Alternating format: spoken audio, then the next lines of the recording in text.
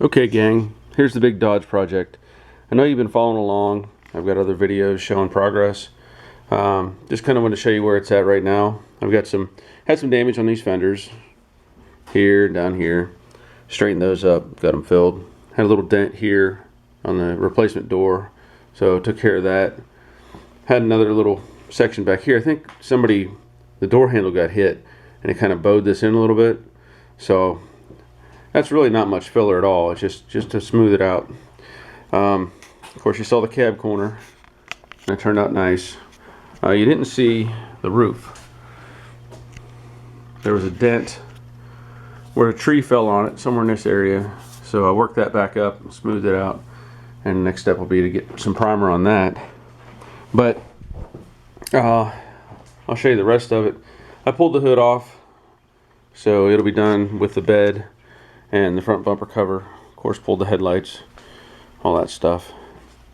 This fender was rolled in when the door had come out over center, and it pressed that in, so worked that back out, got it smooth. A couple little dings in this replacement door.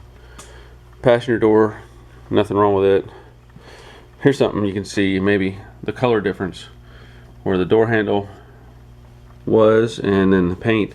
And it's strange, the paint actually got darker, so thought that was interesting. There's a little repair spot I got to do back here in this cab corner. Take care of that shortly.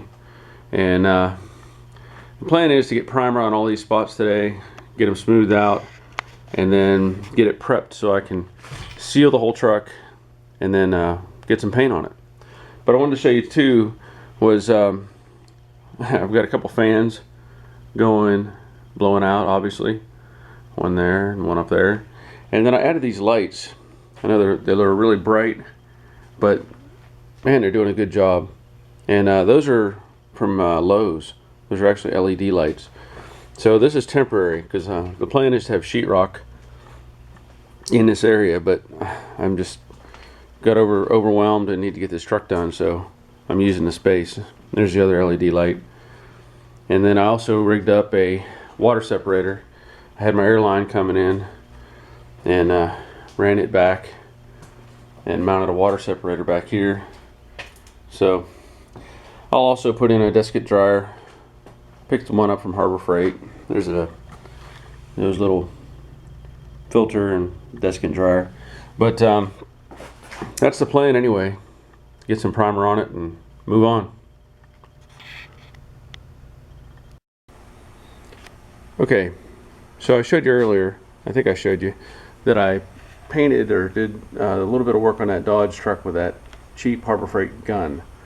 Now it worked okay, but I wanted to step it up a little bit because it's a big project and I don't have time to waste on little cups and refilling them. So I went to my local PPG rep and I picked up this ATD 6900 kit. Now it's not an expensive kit. It was like, I don't know, 140, 150 bucks. But it comes with two guns with big, looks like 1 quart cups on them, and a little touch-up gun and a regulator. But the guns, this is a 1.4 and this is a 1.8. So because I don't want to use these great big cups, I've converted these both to a PPS 3M cup adapter. This part, this unscrews and then this screws on.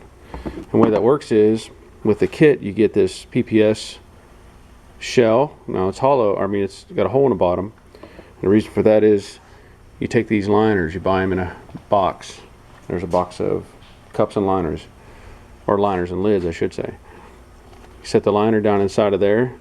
You can mix, you can see through and get your ratios. Then you take this lid and it pops inside of that and you put on a retainer ring.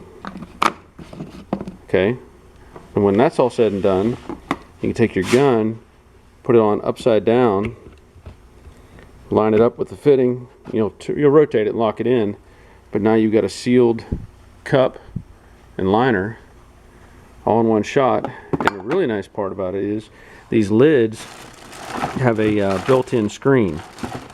Yeah, there we go. I don't know if you can see it or not. There you can see it. There's a screen right there. So it keeps out any contaminants. But I'm going to use this setup.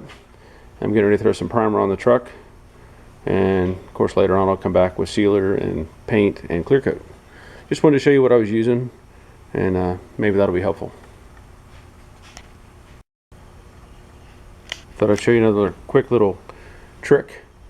When you're pouring this primer or paints or anything, take some wide yellow or wide tape, 1.5 inch or whatever, and make yourself a V, and make sure you hit the edges, tape it down nice. When you pour, hey look, no overflow.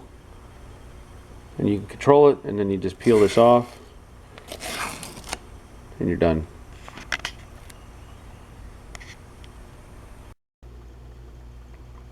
Well, the roof is done. It turned out okay.